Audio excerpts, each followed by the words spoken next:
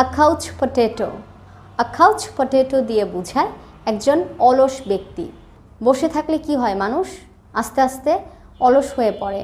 তো আ couch potato দিয়েও বোঝায় লেজি পারসন, অল টাইম সে চাচ্ছে শুয়ে বসে সময় কাটাতে। Don't be a couch potato, you will suffer in the long run. তুমি পরে সাফার করবে। Don't be a couch potato.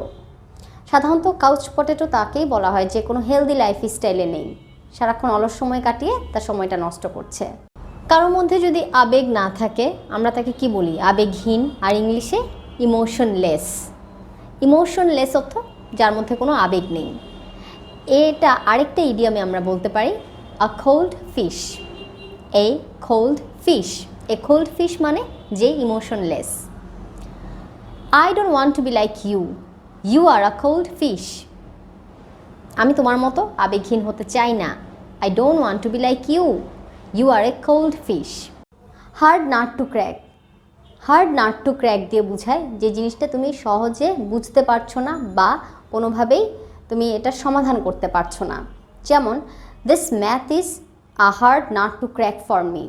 This math is a hard nut to crack for me. My father is a hard nut to crack, I can't understand হিম। আমার বাবা একজন hard nut to crack, তার মানে তাকে আমি বুঝতেই পাই না। How can I make him happy, তিনি কিসে খুশি হবেন কিসে হবে না।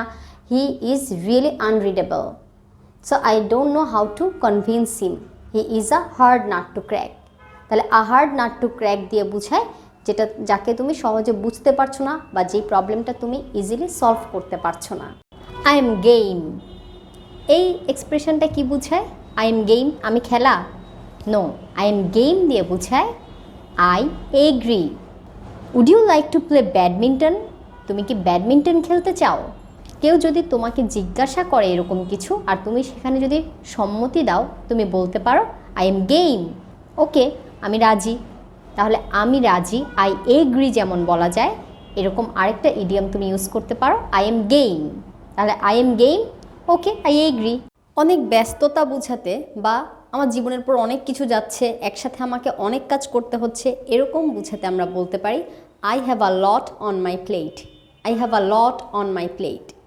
মনে করো আমার গেস্ট আসবে, আমাকে রান্না করতে হবে, বাজার করতে হবে, ঘর গুছাতে হবে, আবার ভিডিও তৈরি করতে হবে, সেগুলো ঠিকভাবে চেক করতে হবে, অনেক কাজ আমাকে করতে হবে। তারপর কোনো একজন স্টুডেন্ট, তার হয়তো পরীক্ষা দিতে হবে, অ্যাসাইনমেন্ট জমা দিতে হবে, এরকম অনেক কাজ। এটাকে আমরা বলতে পারি I have a lot on my plate. I have a lot on my plate today, আজকে আমার অনেক কাজ, আজকে আমি অনেক ব্যস্ত। Don't call me, I have a lot on my plate today. তাহলে I have a lot on my plate today, এটা দিয়ে কিন্তু এটা বুঝাচ্ছে না যে আমার প্লেটে অনেক খাবার আছে, বরং বুঝাচ্ছে তোমার জীবনের পর অনেক কিছু যাচ্ছে, মানে অনেক কাজ তোমাকে একসাথে করতে হচ্ছে। I have a lot on my plate right now. Actually, I have a lot on my plate today, John.